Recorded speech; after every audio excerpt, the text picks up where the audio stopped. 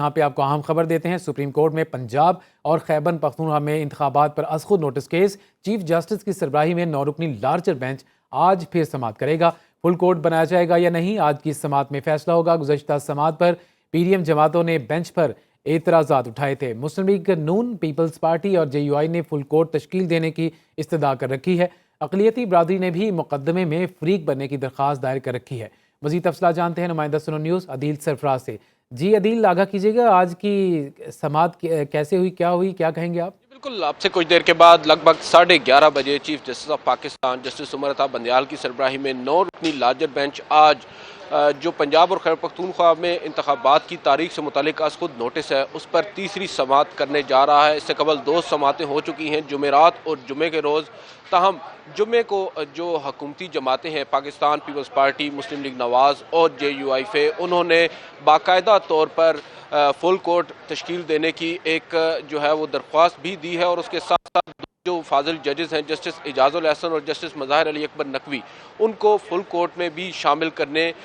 سے منع کیا ہے، ریکویسٹ کی ہے کہ ان کو شامل نہ کیا جائے، اور یہ بھی کہا ہے کہ وہ دونوں فاضل ججز جو ہیں وہ خود ہی اس معاملے میں سماعت سے خود کو ریکیوز کر لیں۔ اور انہوں نے جواز بنایا ہے اس پورے سینیریو کے اندر جسٹس جمال خان مندوخیل کے اس نوٹ کو، جو کہ انہوں نے پہلی سماعت پر ہی کمرہ عدالت کے اندر پڑھا تھا۔ اس نوٹ کے اندر انہوں نے 2 فاضل ججز پر جنہوں نے یہ نوٹ بھیجا تھا، جسٹس اعجاز الاحسن اور جسٹس مظاہر علی اکبر نقوی نے جو چیف جسٹس کو از خود نوٹس کا نوٹ بھیجا تھا، اس پر اعتراض اٹھایا تھا، اور جو از خود نوٹس ہے اس کے طریقہ کار پر بھی یہ اعتراض اٹھاتے ہوئے کہا تھا کہ دونوں فاضل ججز بشمول chief justice of Pakistan justice Umar Ata Bandial اپنی جو رائے ہے اس معاملے پر وہ دے چکے ہیں۔ بہرحال ان کا اب اس بینچ میں بیٹھنا مناسب نہیں ہے۔ اس کے بعد اسی خط کو جواز بنا کر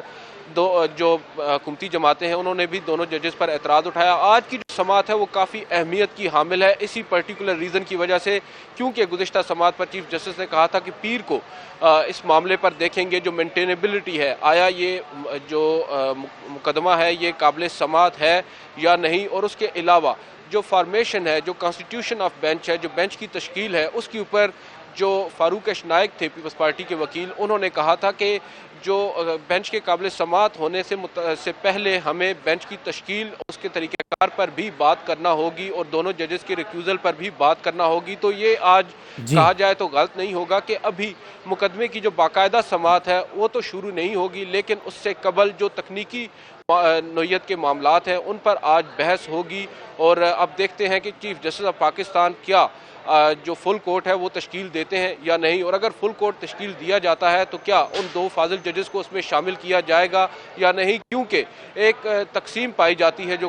قانونی ماہرین ہیں ان کا یہ ماننا ہے کہ اگر حکومت ایک جانب فل کورٹ کی ڈیمانڈ کر رہی ہے اور فل کورٹ تشکیل دینے کا کہہ رہی ہے تو اس کے بعد 2 فاضل ججز کو اس سے ایکسکلوڈ کرنا جو ہے وہ کسی صورت مناسب نہیں ہے، لیکن اس کی بھی مثالیں سپریم کورٹ میں موجود ہیں۔ جسٹس قاضی فائز عیسیٰ کے کیس کے اندر بھی جب معزز جج نے 2 فاضل ججز کو ریکیوز کرنے کا کہا اور فل کورٹ جب تشکیل دیا گیا 10 ججز پر مشتمل، تو ان 2 فاضل ججز کو اس بینچ میں شامل نہیں کیا گیا تھا۔ بہرحال اب دیکھنا یہ ہوگا کہ chief justice of Pakistan justice Umar Ata Bandial اب کیا فیصلہ کرتے ہیں۔ سب سے اہم بات یہ ہے کہ ابھی تک ٹھیک ہے عدیل سرفراز، اس والے سے آپ سے مزید بھی معلومات لیتے رہیں گے۔ آپ نے بتایا فل کورٹ بنایا جائے گا یا نہیں، آج کی سماعت میں فیصلہ ہوگا۔ آپ کا شکریہ۔